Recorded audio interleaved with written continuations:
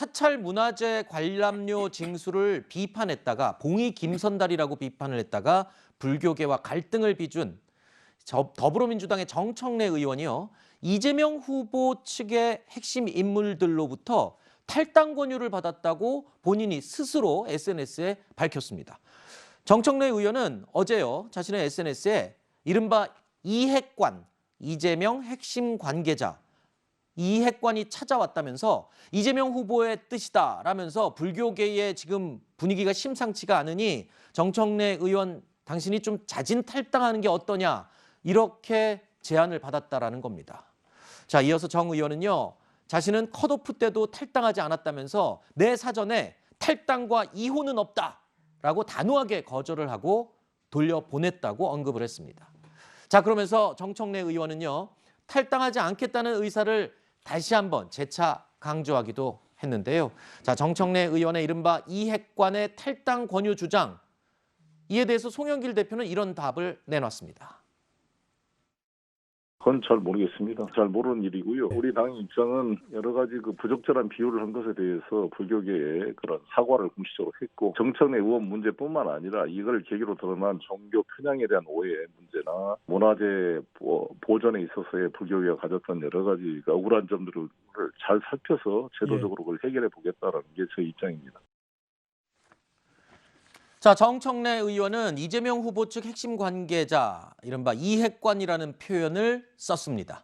자, 민주당 내에서 이 핵심 관계자, 핵관, 이런 표현이 지금 나온 건 처음이에요. 원래는 윤핵관이라고 해서 국민의힘 내부에서 많이 나왔던 이야기였는데 정청래 의원이 이핵관이라는 표현을 처음으로 썼습니다.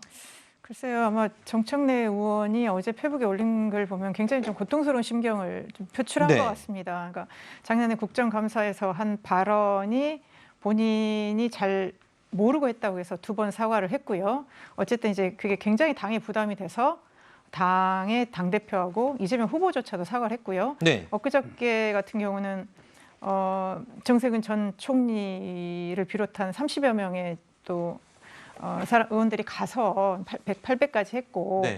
이제 그런 진정성들이 좀 수용되지 않은 과정에서 아마 상처를 많이 입은 것 같은데요. 글쎄 저도 이핵관이라는 표현을 왜 굳이 썼는지는 좀 의문입니다. 네. 근데 지금 이제 이게 단어가 이러다 보니까 마치 윤핵관의 버금가는 모인 것처럼 좀 들려버렸어요. 네. 근데 이제 아마 이렇게 했겠죠. 이재명 후보하고 좀 가까운 의원 한 명이 와서 얘기를 하더라. 이런 상황이었던 것 같습니다. 네. 의원들이 170명이 넘으니까요. 그렇기 때문에 우리가 보통 누구랑 좀 가까운 사람 이런 거를 약간 좀 요즘 윤핵관에 빗대어서 불쑥 나온 것 같고요. 알겠습니다. 사실 윤핵관이라는 표현하고 너무 다른 게, 윤핵관은 뭔가 권한을 가지지 않은 자들이 뭔가 비밀스럽게 좀 후보에게 영향력을 미쳐서 굳이 또 그렇게까지. 예. 당에 뭔가 좀 전체적인 부정적 영향을 미친다, 그런 뜻에서 나온 것 같습니다. 이핵관은 좋은 거고 윤핵관은 나쁜 것처럼 지금 얘기가 그건 들리는데요. 아니고요. 등가는 아니다. 알겠습니다. 여기 또 그렇게 말씀을 하셨으니까 윤희석 또 이 특보의 이야기를 들을 수밖에 없습니다. 말씀해 주십시오. 핵관이라는 게 뭐 이렇게 좋은 단어라고 정청래 의원이 이렇게 핵관, 이핵관이라고 이렇게 인용을 하시면서 얘기하는 건 상당히 부적절해요. 이분은 본인이 단호하게 탈당을 거부했다 이런 얘기하면서 전에 컷오프했던 당했던 얘기까지 하는데, 정청래 의원 머릿속에는 대선 승리보다는 본인의 정치적 입지를 더 고려하는 생각이 있지 않나 이런 생각이 들고요. 민주당은 원팀이 되지 않았다. 그래서 이재명 후보의 지지율이 박스권에 갇혀 있다. 그 원인을 여기서 찾을 수 있다 이렇게 생각합니다. 알겠습니다.